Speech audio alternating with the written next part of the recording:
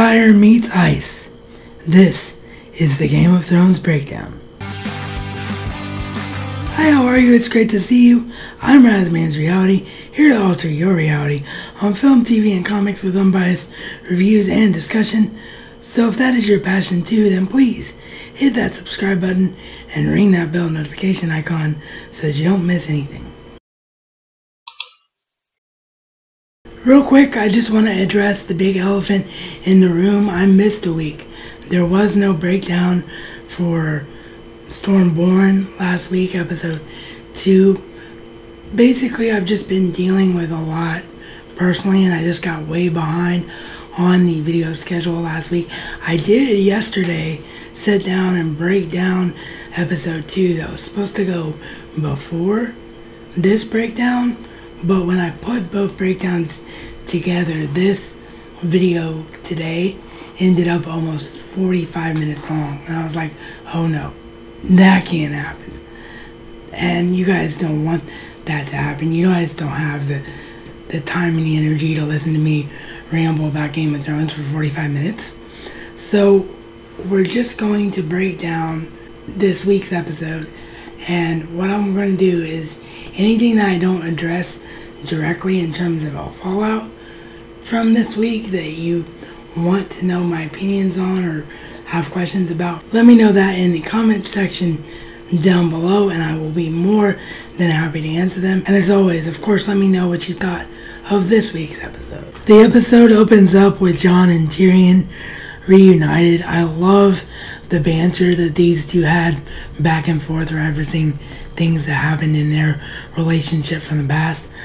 How did a bastard become Lord of the Night's Watch and then King of the North? How did a dwarf become hand to Daenerys Targaryen that's a Lannister? Just great stuff between these two. Like they hadn't lost a step together. It was just fantastic stuff. And then the very next thing we see is a laugh out loud moment, which is very, very rare for Game of Thrones and very, very welcome, with the just complete tension that we saw throughout this entire episode. Oh, hit the deck.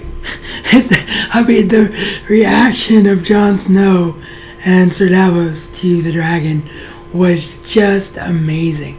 It felt like exactly what anybody would do if a dragon suddenly flew over your head and you realized that, well, in this world they knew dragons were real and they thought the dragons had been dead for years. But it's the same kind of reaction that we would have if suddenly, oh my god, dragons are real and there's a dragon over my head. It was just fantastic. I loved every second of it. And thinking about it again, you can hear it in my voice. I'm just sitting here laughing all over again. Just fantastic. I honestly couldn't remember if this moment here happened before or after the next moment that we're about to talk about, but I want to address this now because I think it's the only weak point of the episode.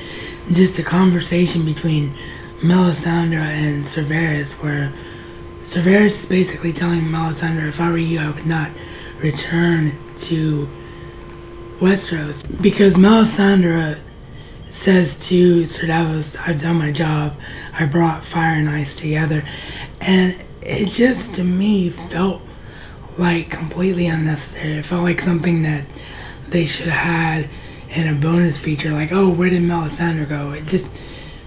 It was something that wasn't needed in this episode. She could have just showed back up at the end of the next season to die, and I don't think anyone would have noticed. And I just honestly also feel that it made Varys look very weak. I mean, what happened to the Varys who was always one step ahead, the man with the plan, behind the plan, behind the plan? For him to have this reaction of, oh my god, you mean we're all gonna die? You mean there's an army of the dead and this is all pointless? I don't like that whole interaction, and I don't understand at all why it was in the episode, other than maybe they felt like they needed more padding and more time for the episode. But I just don't get it. I don't get it. Here it is, everyone. It happened. Oh my gosh, it finally happened. Fire and ice together. The Song of Ice and Fire. Daenerys Targaryen and Jon Snow in the same place at the same time. Just absolute chills. Dany was completely a bad butt in this scene. She was basically just telling Jon Snow that he had to bend the knee to her, that the Stark family pledged loyalty to House Targaryen. How dare he not call her queen? How dare he not bend the knee? And even questioning why Tyrion likes Jon Snow. Because Jon is just driving it home to Dany. I mean, that's all he cares about. He's like, look, we're all children playing a game and screaming that the rules are not fair. If we don't prepare ourselves for the war against the army of the dead, we're all going to be dead corpses.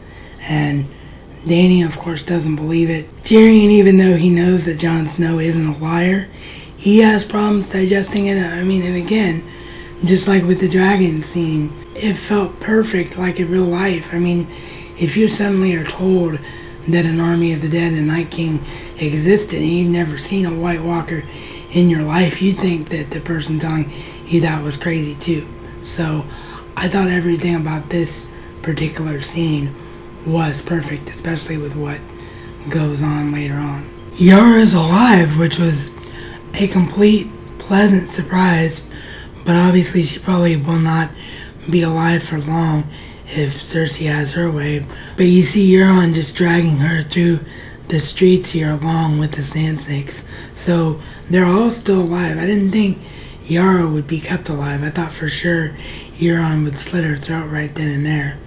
But he's taunting her, telling her what a coward your brother was. Did you see the look on his face? And speaking of Theon, here he is just laying there on the deck of the boat after being dragged in by the remaining Greyjoys that are there that are not loyal to Euron, and basically being called out for being a coward because they think that Yara's dead, and they know that Theon would not be here right now had he tried to save her. So him having to deal with the internal horror of turning back into Reek in that moment just really driven home right here. And then Cersei is just perfect here. I mean, the look on her face, the, oh my god, it's Christmas, the Sand Snakes are here, I get to kill them, I get to avenge my daughter. It was just unbelievable. Lena Headey is a tremendous actress. It's almost like she gets a glee and a joy of playing such a dark, evil character. I absolutely loved her in this scene right here. And man, she just went full on Mad Queen in this episode. I mean, she is just going nuts because right after this moment here, we of course see her down in the dungeon. You will watch your daughter die a slow painful death so that you can feel my pain of you taking my daughter from me. And then on top of all that, she flaunts that she's sleeping with Jaime right to the help. She doesn't care. She is feeling absolutely invincible right now, which is obviously a huge foreshadowing and a huge key to probably things that are coming later on in the year. But I enjoy it when Cersei feels invincible, when any villain of any story feels invincible, because it really makes them getting their comeuppance ever that much more satisfying. Samwell and Ser Jorah with the handshake here. Ser Jorah's been completely cured. Good job, Samwell, on that one. Ser Jorah is now free to make a beeline back to Daenerys. He of course gets called out by the Archmaester, like, you cured him. We told you not to cure him. You could have infected the entire Citadel, but you didn't. So congratulations, your reward is that you're not being expelled from the Citadel. And you could see that he was very, very impressed with Samwell's skills. So hopefully it won't be too much longer before we see Samwell do what he needs to do so that he can fulfill his purpose in the end game. We see Sansa being a very effective leader in Jon's absence at Winterfell, knowing that certain things need to happen in order for them to survive the winter ahead. And of course, Lord Baelish absolutely loves it. He is absolutely just is like, yes, this is exactly where you meant to be. This is exactly what I wanted for you. And Sansa, of course, playing coy like, don't get too comfortable. This has nothing to do with you. And then, smack face in reality, Bran shows back up. And we see him attempting to explain being the three-eyed raven to Sansa. And doing so, he basically describes her wedding night to Ramsay in detail, where she was raped by Ramsay. Completely freaks her out. She's like, oh my god, what is going on? Just a great intense scene right there. We talked about it earlier about how unrealistic a thing it would be if you were suddenly told that the army of the dead and night king existed and you never saw them, and you were asked to abandon everything you know to go and fight this fight. And that's basically what Tyrion is telling Jon here. But he's also saying to Jon, give me something I can have to help you. How can I actually help you? To which Jon tells him about the dragon glass. Daenerys has problems accepting it from Tyrion. She's like, why do I need to give Jon Snow dragon glass? Why am I concerned about dragon glass when we just lost half our army and we should be taking the battle to Cersei?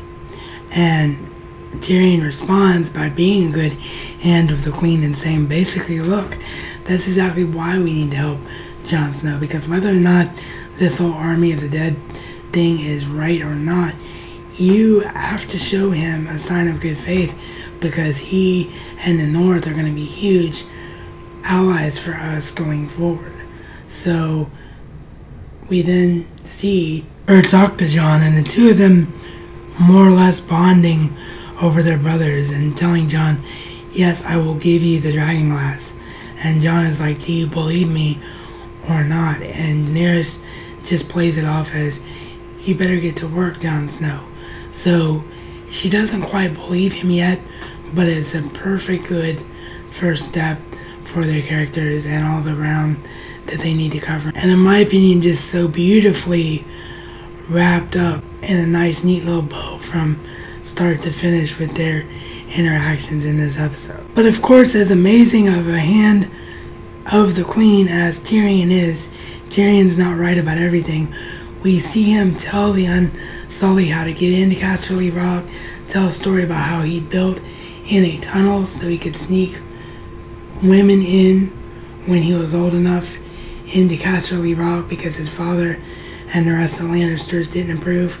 This is how he expected the battle for Casterly Rock to go, this image here. But Grey Worm quickly realizes that there aren't enough Lannisters there to battle. Where are they? Where are all the Lannisters? And where they are is Highgarden. And Jaime being very strategic and giving up Casterly Rock in favor of the more valuable stronghold of Highgarden and being able to take Highgarden in this moment. You see the Queen of Thorns looking on as she realizes she's been defeated. We see her here very matter-of-factly taking the poison that Jaime has given her, the painless poison, but her being who she is, she has to get in the last word. She cannot let Cersei have all of the victory, and she tells Jaime in gruesome detail about how she was the one that poisoned Joffrey and that she had no experience with poison back then. She didn't expect it to be such a gruesome sight, just lays the whole thing out for her. And the look on Jaime's face, I mean, he knows it's true. He knows there is nothing he can do about what she's saying because it is how it happened. And you can also see the doubt in his eyes as the Queen of Thorns spent this entire time before getting poisoned, and just as she was being poisoned, explaining to him what a poison Cersei is to the kingdom and how much she regrets playing her part in it and how much Jaime will as well. So you can see what we've already seen on the show about those seeds of doubt about Cersei creeping into him. You can really see it at this moment, along with the just pure sadness of finally knowing how his son died. Just an incredibly strong way to end probably the most complete episode that the series has had, at least since Battle of the Bastards last year. And if this is only episode 3 of season 7, I cannot wait to see what the rest of season 7 and the final 8th season brings. I mean, this was just flawless this week. If you want more unbiased reviews and discussion, then click the round subscribe icon down below and you will continue to have your reality altered. And as always, this has been your RazMansReality Check.